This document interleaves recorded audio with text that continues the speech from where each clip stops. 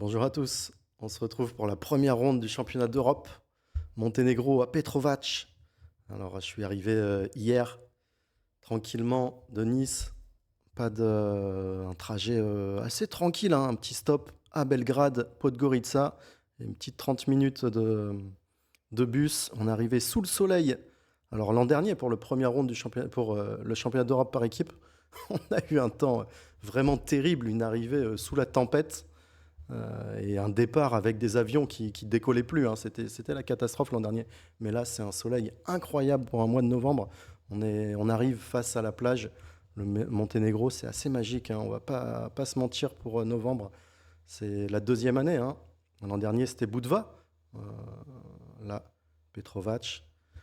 Et bon, là, j'arrive assez tôt. Je prends mes marques. Je vais acheter un peu d'eau. Tout va bien.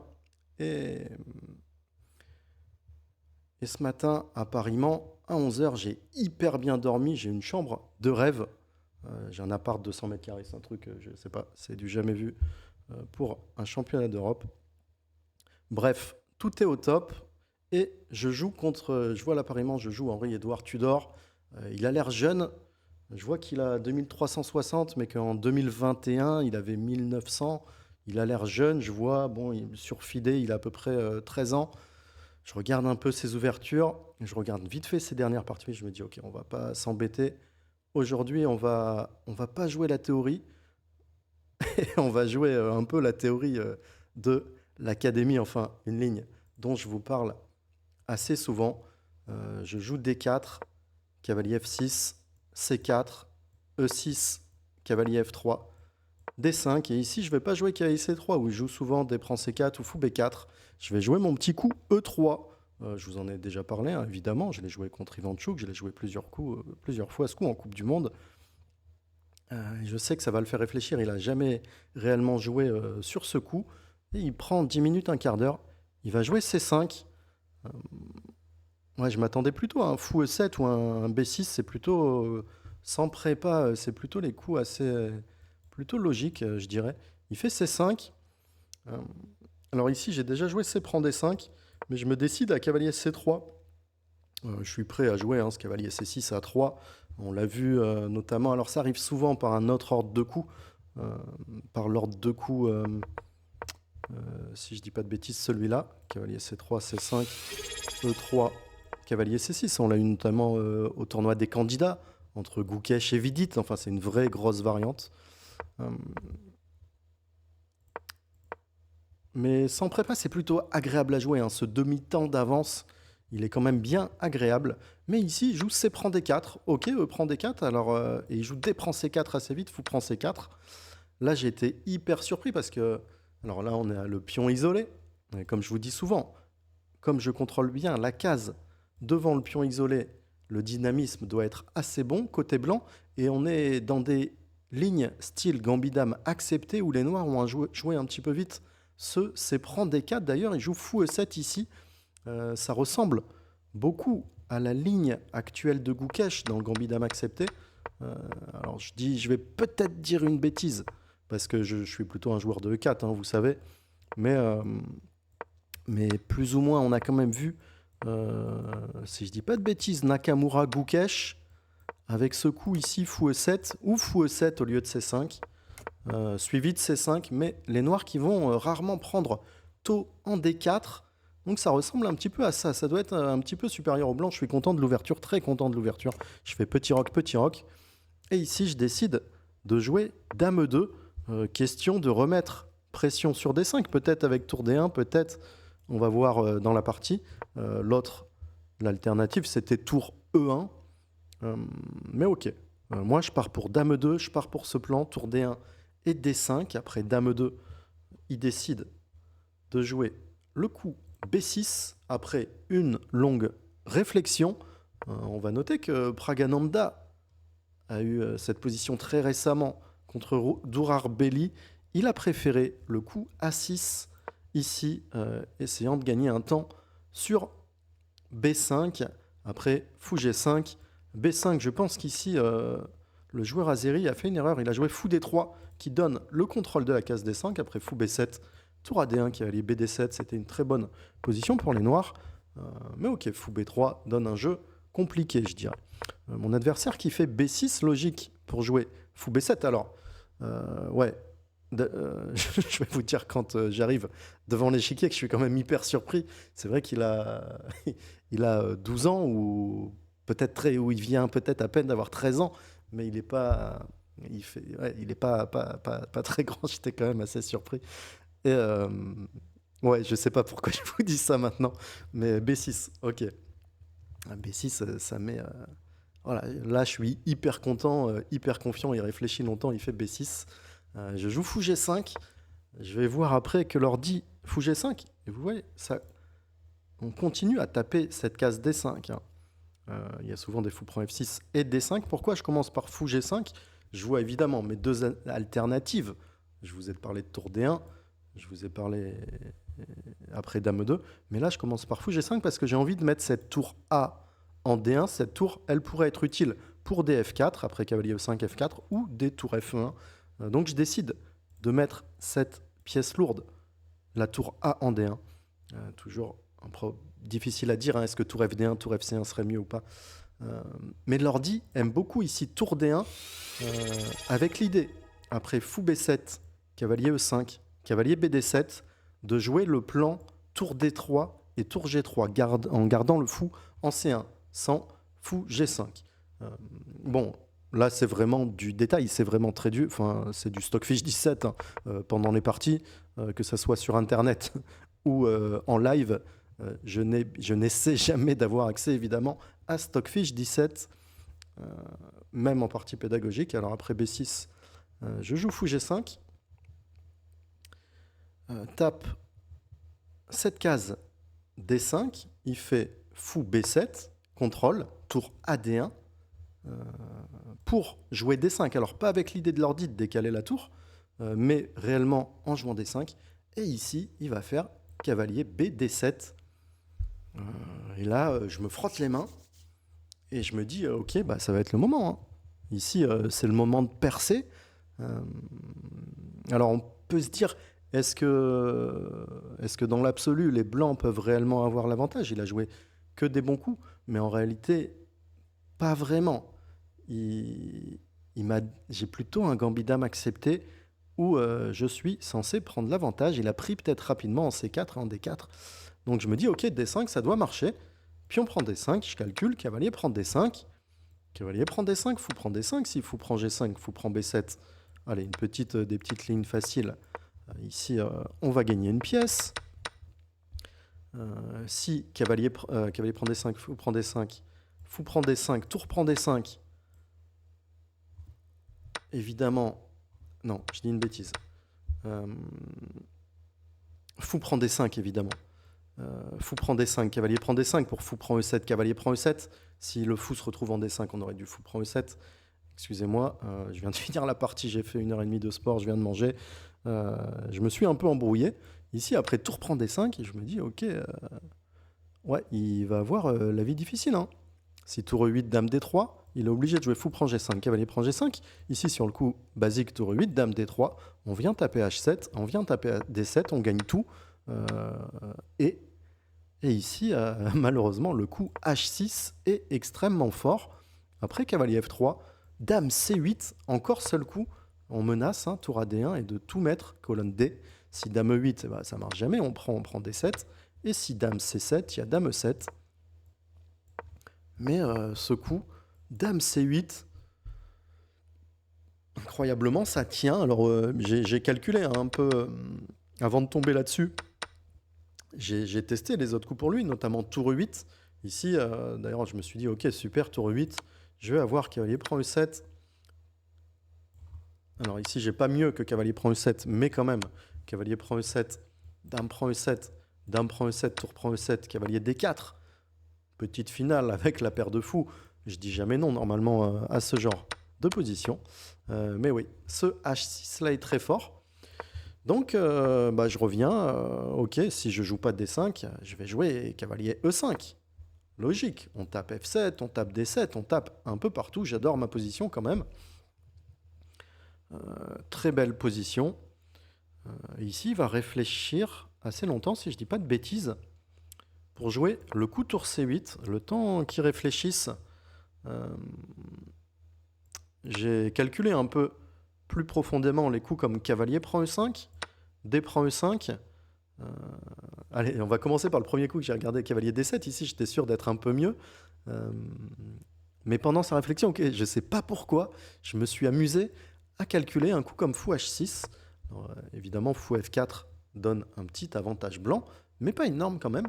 Donc je m'amuse à calculer des coups comme fou H6, GH, parce que sinon je menace dame G4 ici, donc GH, fou B5, fou C8 seul coup, sinon je gagne D7 et je gagne tout.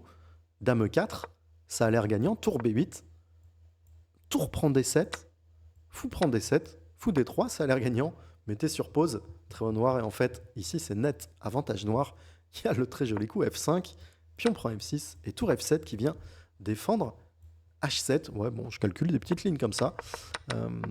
Ok, après je me dis, bon, tant pis, hein, ça sera fou F4, voire fou prend E7, j'ai quand même une jolie case en D6, ok, je trouverai le moyen de prendre l'avantage.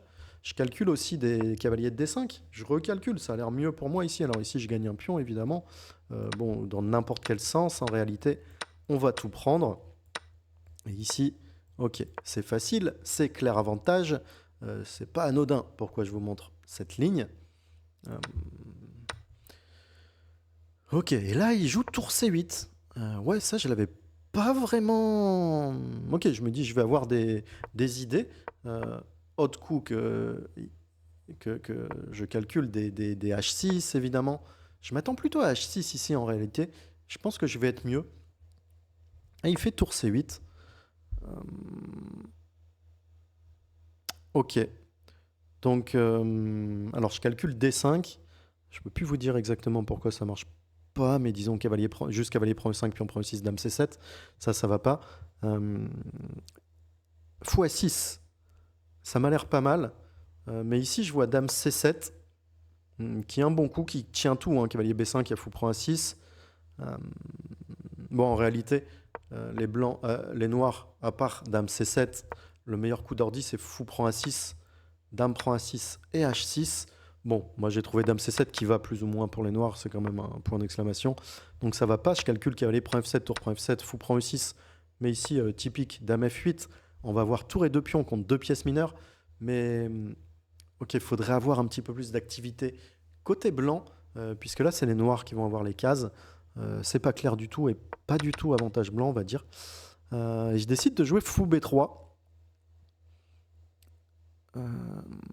Je décide de jouer fou B3, j'hésite hein, entre tour F1, qui met un peu plus de pression, ou fou B3, mais je me décide à ce fou B3, parce que je me dis que ce fou C4, ok, il est plus safe en B3, et la tour peut-être que on l'utilisera, hein, comme je vous ai dit tout à l'heure, avec un éventuel F4. D'ailleurs, j'ai pensé à F4 aussi. Euh, mais je l'ai vite retiré de ma réflexion. Je pensais fou B3, clair avantage. Je vais le laisser jouer après fou B3. Euh, et, et oui, j'ai calculé du coup tour F1, H6, fou H4, cavalier prend E5, pion prend E5, cavalier D5. Ce genre de ligne, j'en étais pas sûr. Donc ouais, je vous dis une bêtise, hein, fou B3, j'étais pas sûr d'avoir clair avantage. Je vais vous montrer après ce que je voulais jouer. Ici, après cavalier D5, avec ce sacrifice de pion, eh bien, en réalité, alors déjà, si je prends pas le pion, je suis pas vraiment mieux. Mais après, tour prend D5, tour F D8, évidemment, j'ai un pion de plus, je suis un peu mieux après tour prend D8. Mais bon, tour prend D8, tour prend D8, il va avoir dame E6, il a quand même de réelles chances de nul. Je préfère garder toutes les pièces, hein. Il a 2365. Alors c'est presque comme 26-53, c'est les mêmes nombres, mais c'est presque 300 points de moins quand même. Euh, mais après dame E6, ouais, avec tour D8, le problème c'est qu'ici je peux pas garder cette colonne avec tour D1, parce qu'évidemment il va prendre tour C1 échec et il va récupérer ce pion E5. D'ailleurs, j'ai l'impression qu'après tour D1, il y a peut-être même un coup aussi fort que dame prend E5 ici. Bref, j'ai pas envie de jouer cette position qui est assez facile à jouer, mais qui me donne, hors contre 1, 27-50, je pense que je serais très très heureux hein, de jouer ça. C'est soit gain, soit nul. Mais aujourd'hui, je décide de garder un petit peu plus de pièces. Je fais fou B3 et en fait, après ce coup H6, j'ai envie de jouer fou F4 ici. Alors c'est pas si bon que ça, hein, va dire l'ordi. Mais ok, ça joue, ça me paraissait jouable. En tout cas, pendant la partie, je me suis dit, je vais réfléchir. Mais après fou B3, il réfléchit, et je vois un coup pour lui. Et il va jouer cavalier D5. Waouh. Là, c'est un sacré coup derrière la tête parce qu'il a pris du temps et je me suis rendu compte qu'il y avait peut-être ce coup. Et ici, je vois. Je vois alors, si fou prend E7, cavalier prend C3, évidemment, vient taper madame. Hein, fou prend D8, cavalier prend E2, échec.